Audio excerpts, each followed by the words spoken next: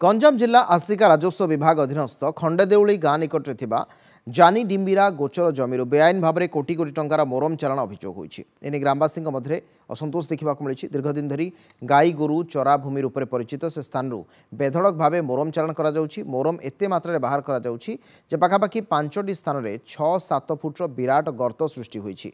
मोरम बाहर करा आखपाख अंचल पिलामाने खेलिबापై ଆଉ खेल पड़िया पाउनाहांती। या सहित पूर्त विभाग बंगला मध्य रही किंतु ताहा निकटरू मोरम चोरा चालाण बेधड़क भाव में चालाणकारी माने किभଳି नेउछंती ता उपरे मध्य प्रश्न उठिछि।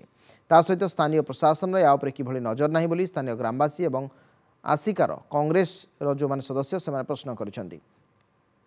तहसील ऑफिस रे हमें ऑलरेडी गोटे लेटर देके आसीचु ताको अगर एटा गोटे ताको कहि के आसीचु ताको सहित हमें डिस्कशन करके आसीचु जे से माने आको प्रॉपर्ली इन्वेस्टिगेट करंतु तदन करंतु जे एई सब जो इलीगल काम को माने करचंती से माने करंतु आउ ता सहित जदि एमाने जदि प्रॉपर एक्शन न नेले देन आमे निश्चित भाव कलेक्टर ऑफिस को जीवु एवं कांग्रेस पार्टी तरफ आ ऊपर निश्चित गोटे प्रोटेस्ट हबो।